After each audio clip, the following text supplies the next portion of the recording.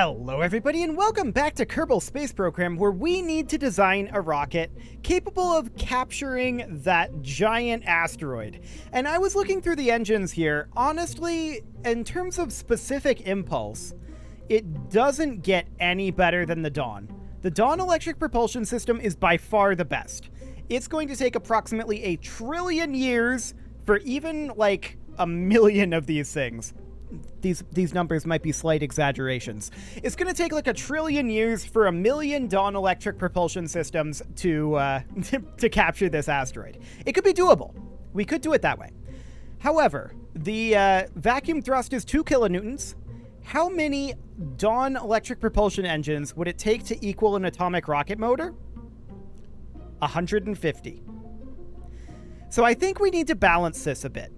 I mean, you could... If you look at like the vector here, this is a specific impulse of 315. The atomic rocket motor is by far the best engine for this, I think, because of the thrust differential with the Dawn versus the specific impulse. I think that's the best balance that we're going to get, is this guy.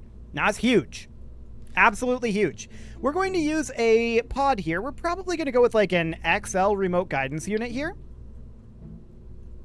And for the time being, just to do a little bit of testing, I want to take and we're going to be doing a little bit of simulation here. We're going to be cheating this thing out to the asteroid and hooking it up, just so that I don't have to like run calculations and stuff. We can just do it right here and see what things are going to be looking like. We're going to cheat it out there, and then we're going to revert it back.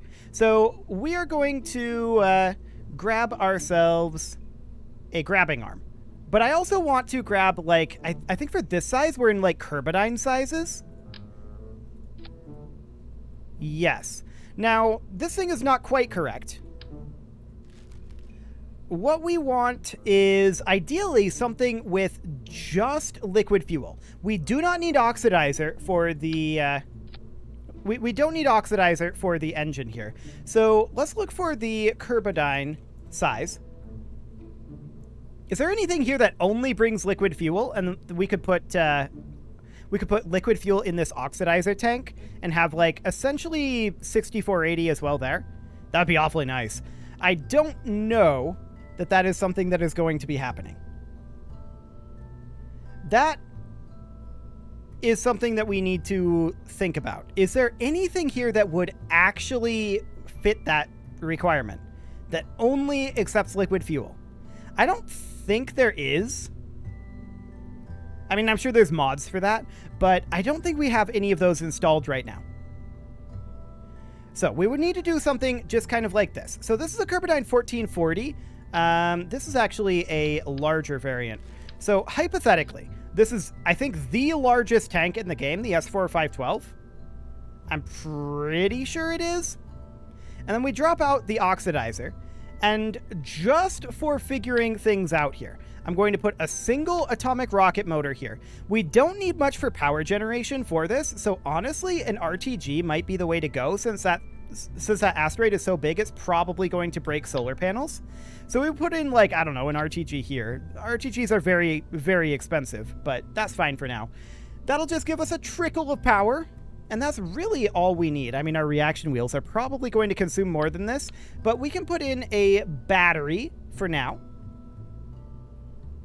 A 10K would be the size that we'd want. We would also definitely want a bigger reaction wheel.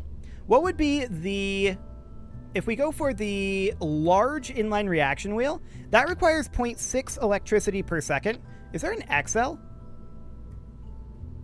Because this is a little smaller than what we're really looking for, but I guess not. So this would actually be able to power our reaction wheel. So that's great. We would need some comms on this. And again, this is all mostly just to test how much delta V we would have here. So we're just going to attach this guy. I'm not going to make that same mistake again. We'll attach the communitron down over here for now. And then we'll put in a grab arm.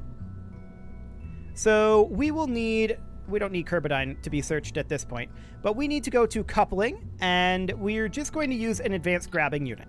Okay, so we're going to put this out on the pad, and it's probably going to fall over. Let's see what happens with that. This is all going to be simulated for the next little bit as we do the math to figure out How much delta V this has, I don't expect this to be the final design by any stretch of the imagination. I want to find out how much delta V it has and what its thrust to weight is. I expect its thrust to weight to be incredibly low, and I expect its delta V to be fairly low, but not hugely low.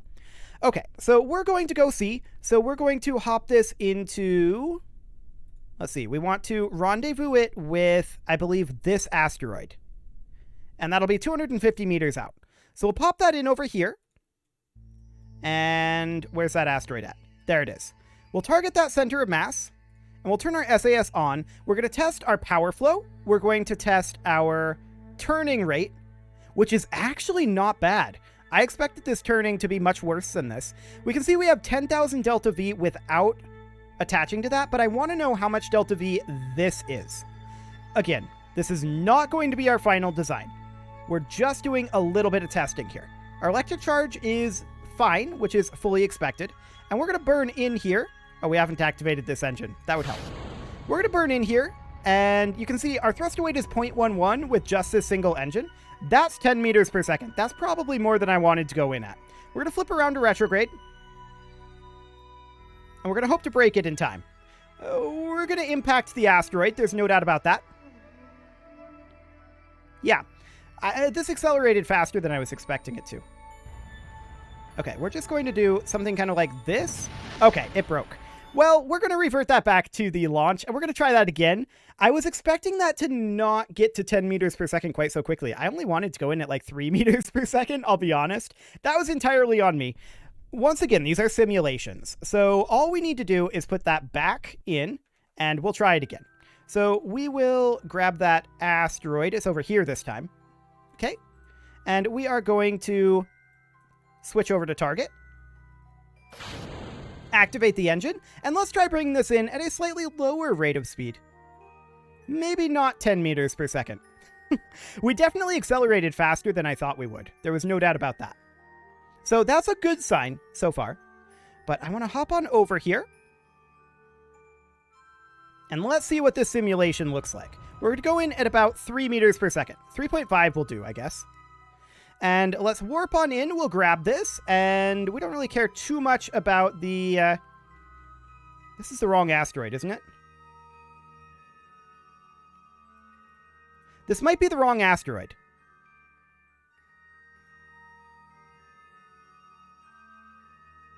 Okay, this is definitely the wrong asteroid.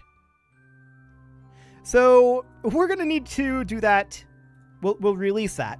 And we'll need to find the correct asteroid. Okay, which one is the correct asteroid? This should actually be the asteroid ferry here. That's the one we want. So we're going to set it in orbit of that. We don't care about any of that. That's the asteroid ferry there. Okay. Now we're in our correct position. This is more like it. I thought that seemed very small. Now we've got this guy here, and we're going to need to detach it. Again, we're going to be reverting this flight, so this is completely fine. We're going to head on in over here, and we have plenty of power, at least for the moment. We are dropping our power slightly, but overall this seems to be reasonably fine. I do think we're going to want more reaction wheels. But let's go in at about 3 meters per second. And let's warp it on in and grab this. I want to see what this number is. Okay. So this is all just experimentation in simulation for science. Cool. So we're about 60 meters out here, and we will grab this very shortly.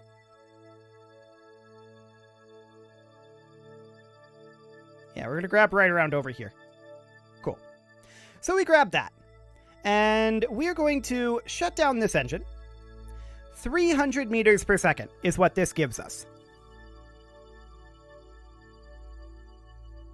Okay. That's really good to know.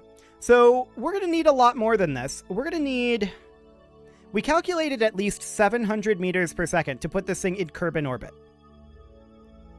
So we now know that we're going to have to scale this up pretty dramatically. I mean, that's not shocking. Lifting this thing is going to be real interesting.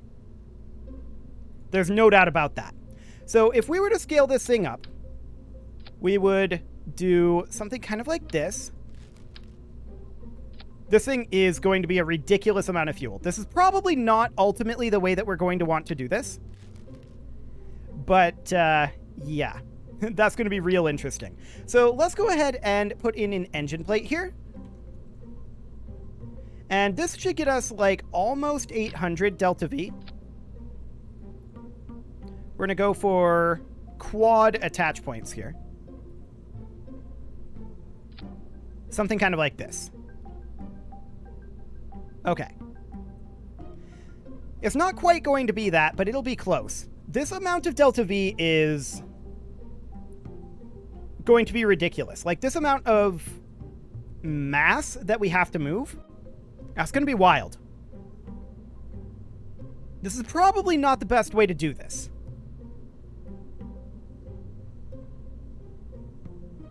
Honestly, I think that the way to do it, just looking at how ridiculous this is, I think that we have to go back to ion engines. The specific impulse is just so good on them. We can put these on here for now. There we go. And then we ditch these. Like so. And if we go back to ion engines, we're going to need a lot of them. And that the major problem with that is we need a ridiculous amount, an absolutely ridiculous amount of power. So, the largest xenon containers that we can get is this. The X750. Honestly, between that and the power requirements, I feel like this is actually the more reasonable option. Somehow. Some way. So if we were somehow able to get this thing lifted,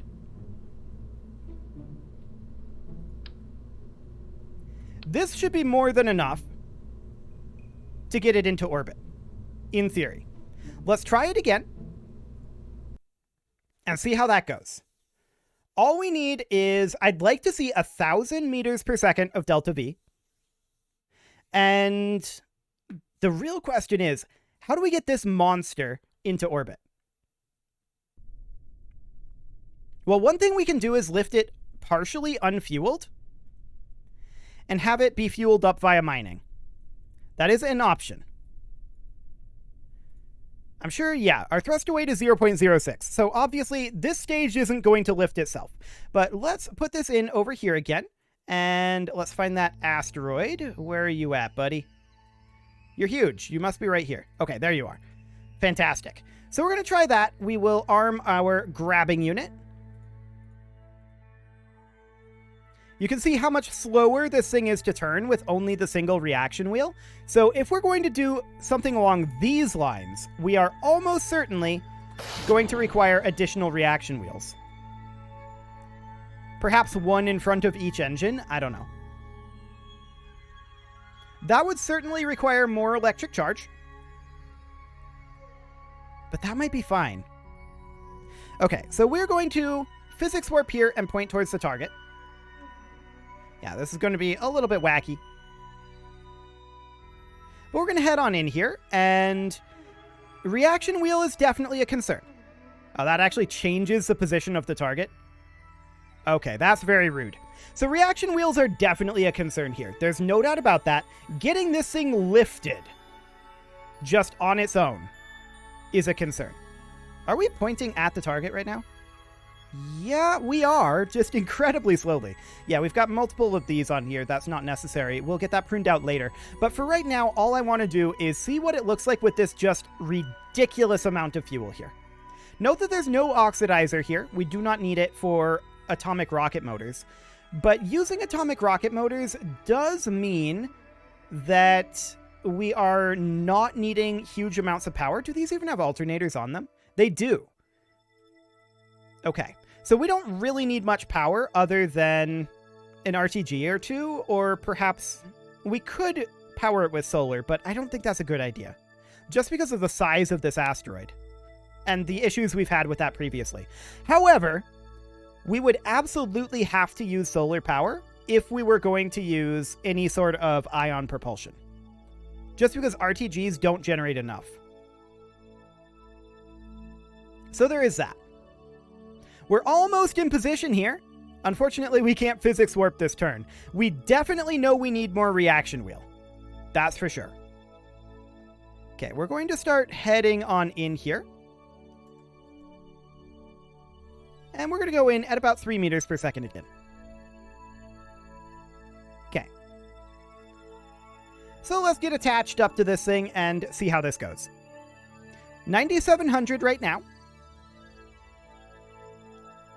We might have a bit of an impact on our small boy here. Boy, is this rocket ever big. But it needs to be. Okay. So we grabbed on there. And now we have 866 meters per second. We're also wiggling a bit. I'm sure it's fine. So if we were to release this guy, we want to be on this guy. That's 857 meters per second. Okay. Look at the size differential here. I have no idea how we're going to get this thing up there. But let's try real quick. I want to see 0.02 thrust to weight. That's unsurprising to me. I want to see how turning this thing goes. And yeah, this might blow up. This is a simulation. We will revert this. Yeah, this is about what I expected. We can turn it, but we really shouldn't with what we've got going on here. So let's go ahead and revert that back. We know for a fact that lifting this thing is going to be a gigantic pain. We know that we don't need double antennas, so I'm going to get rid of that one. Do I have double RTGs as well? We do. Okay, so we'll get rid of that, and then we're going to come down here, and we're going to put in some large reaction control modules in front of each engine to essentially simulate gimbaling on the engines. These do gimbal, to be clear, but that'll help.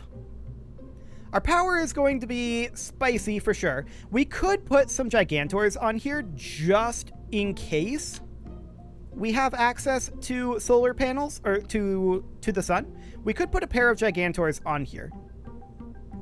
Kind of like that.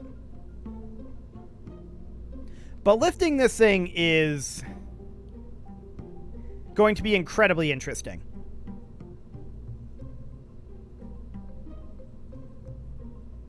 I'll be honest, I don't know how we're going to do it. We could put in a decoupler here. We would need a TD50.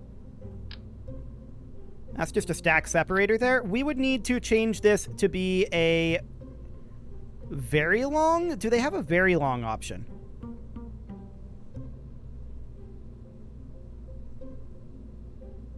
Not really. Okay. Well, that could get exciting. For sure. That's the stack separator there. Do they have a TD50 decoupler? I don't think there's really that much of a difference, but yeah, that's definitely awkward that this engine plate doesn't have a long enough attach point to do anything but here. But I guess it's fine. So we would put in something like, not this, that's for sure. We put in something like one of these guys, but I'd like a shorter version of the S4. Yeah, something like that. Oop, that was not the core part there. There we go. This thing is so huge, and it's going to be ridiculously huge. So overall, I wouldn't mind propelling this also with nuclear.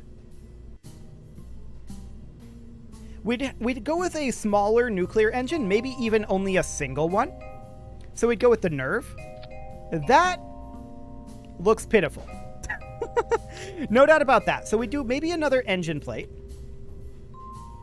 And that would be an EP50. And we would have this be like, I don't know. Oh, we should have this be in quad, not 4x1. Okay. There, that's probably slightly better. But we could have this go into, like, 8x1. And then put one of these guys in here. I'm wondering... It really doesn't want to put it in there. Okay. I guess that's fine. Weird. So, I mean, that's 96 meters per second at 0 altitude. If we look at stage 3 here, its specific impulse is a little bit lower. At full altitude, that's like 500 meters per second worth. So this is barely anything, but it'll get us like out of the solar system-ish. One thing we could also do is lift this unfueled and fuel it up at the station. It's an option. I don't know that it's a great one. Overall, I feel like I might be overall on the wrong track here. But in terms of specific impulse, it does seem to be the way to go. We could ditch this, of course, and just have this be our secondary stage here. And go for, like, one of these big boys here. Not these big boys. One of... Where are you? We need the S4 here. This guy. The S4 512. Put one of these guys here, and then lift that with some big ol' engine. Not this one, probably. Some big ol' sea lift engine, like a Mammoth. Even a Mammoth is too small. That's hilarious. Do we have a Kerbal here? In the engines? Yeah, we could use vectors. Vectors might not be a terrible option, actually. They have a huge amount of thrust, and we could put in an engine plate here. So we could use vectors. This is almost certainly not enough fuel, but let's take a look at what our options would be there. So we could have this be at like 8x1. And then we would go for vectors. This thing is, of course, incredibly expensive. I don't plan on having more than one of these. We'll get it refueled at the station, in theory. Okay, this guy I want to squeak in right over here, like that. Okay, so this stage here. What is that thrust to weight? 0.12 with 9 vectors. I can't say I'm shocked about that. So I feel like we're going to have to lift this with no fuel. Like that. Even with that, it's 0.2. That doesn't feel right. Because we just greatly reduced the weight of this rocket. Like, to an incredible degree. This is pretty ridiculous. I'm not going to lie. This is probably not the way that I'm going to ultimately end up going, I think. So we're going to try putting this on the pad here. This is saying it's 0.2 thrust to weight. And that's with these at no weight.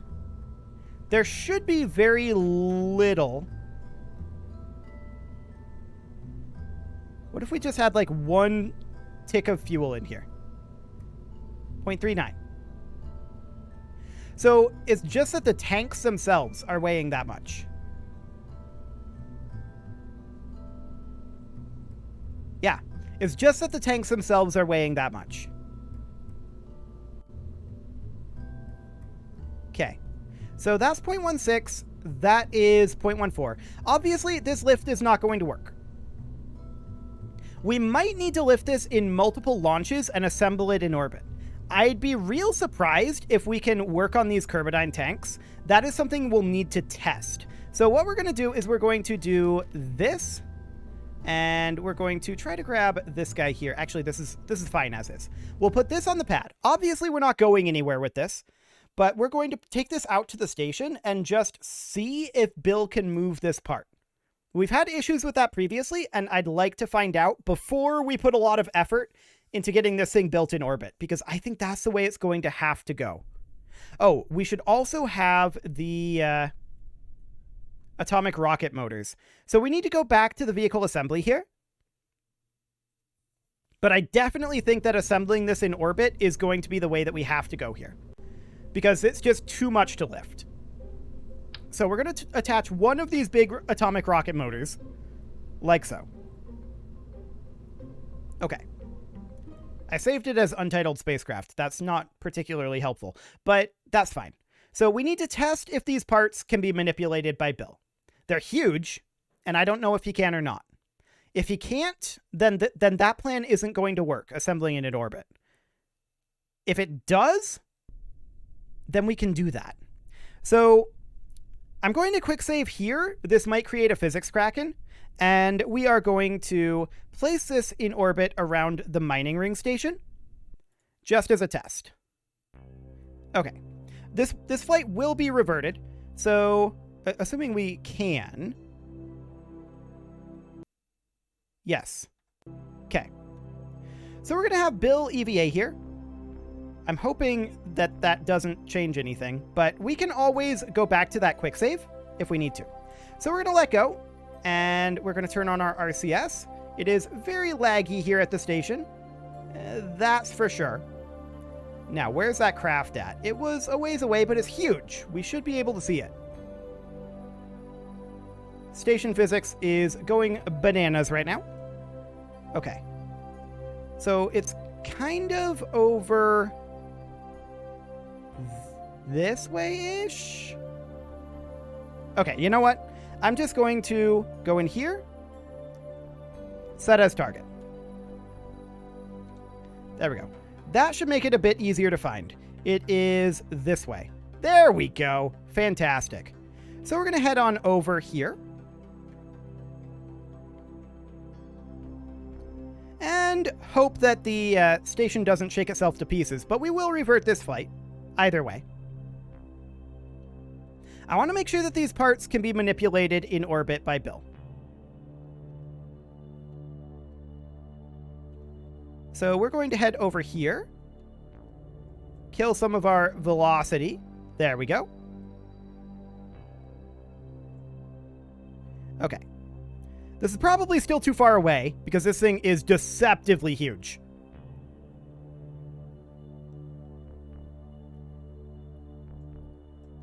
Let's see what we've got. Okay. So, we're going to go into build mode. We don't appear to be able to move this guy, but we might still be too far away. Actually, I bet we are.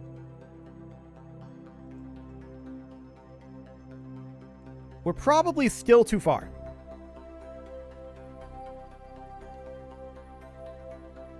Okay. Let's head on in over here. So this is not looking auspicious, but we'll just ram ourselves into this. There we go. Yep, we cannot grab this piece. I was afraid of that. So we're going to revert that back to vehicle assembly. That was always the plan there. And that means we can't assemble this in space either.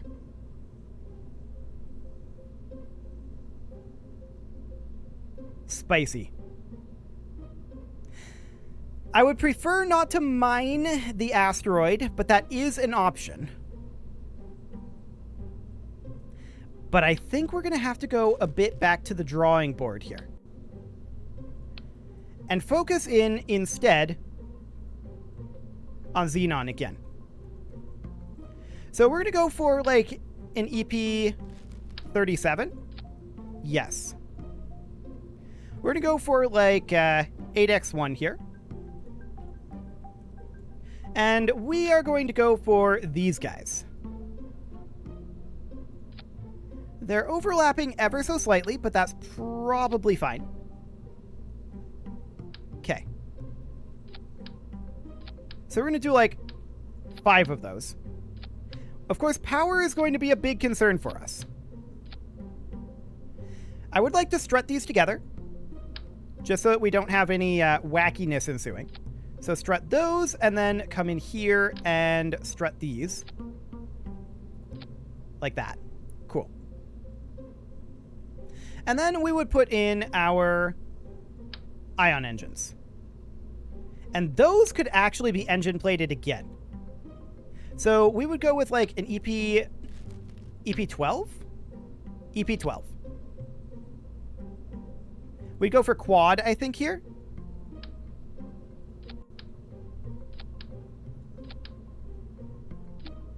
Oop, that was not where I wanted that one to go. I want it to go here. Get rid of that. There we go. And then we'll duplicate this engine plate and put that there. That is very expensive. We knew that would be the case, and this is also going to be a lot of power needed. What is the power draw of these engines? The power draw here is 8.74 per engine. There are 4 per engine plate. So that would be 9 total. So 9 times 4, that is 36. Yes, that is 36. So we need 36 power draw here. No, we need 36 times 8.74. So calculator, 36 times 8.74. That is 314.64. Okay. Now, this thing has a lot of delta V for now. We'll see what happens when we attach it up.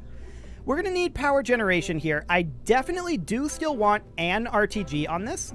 I think that that is incredibly important to have at least one so that we never run out of power. And that reaction wheel is probably still needed to be expanded. But I do want to go into our robotics, and I want to go for like a 3P6 hydraulic cylinder.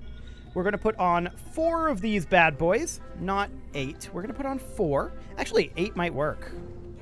We could put like 1 here, and then we extend those guys out. This is not the size I wanted. I wanted the 3PTs. That's better. And then we could do like a 3P6 or a 1P4 at the end of these, or just another 3PT. Like this. So we can hopefully extend out far enough, hopefully, to be able to get some sun. That would be the idea here. And then we would go for Gigantors at the end of these. Like that. Each Gigantor will produce enough to do how much? To run 3 engines. We're actually going to need like 2 Gigantors. What if we did 1 here and 1 here? Like that.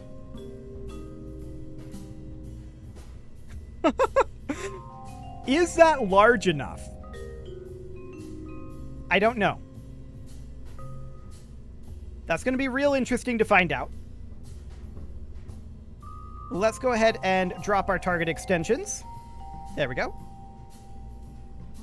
And I would also like to put a hinge on these, so we can fold them down for launch, and so we can also move them around a little bit. So let's go into the robotics here, and I want to put on a rotor for each of these. So that way, that's not what I wanted. I wanted, let's see, I wanted a rotation servo for each of them. We'll go with a larger one. That's too large. This one will likely do. So put in a rotation servo there, and then I'm even going to put a hinge on that. Okay. Like that. And then we close the hinge. And we put this guy on there. Like so. When we launch, we can have it be like this, to have a reduced payload, or rather a reduced footprint. There we go. And we can also rotate these however we want them to try to get them into the sun. Okay. I'm not going to put it out on the pad like this because standing on these Gigantors is probably a terrible idea, but we can do something kind of like this. Now, this is going to be, what, 24.7 each, assuming full power flow. And that I'm double checking that. So that is, for the Gigantors, 24.4. So if I grab the calculator that I used to determine our power flow, divided by 24.4, we need 13 of these. How many do we have? 1, 2, 3, 4, 5, 6, 7, 8, 9, 10, 11, 12, 13, 14, 15, 16. So that should, in theory, be fine. We could even duplicate our Gigantor again and put one here just to be on the safe side. It's slightly absurd and incredibly expensive.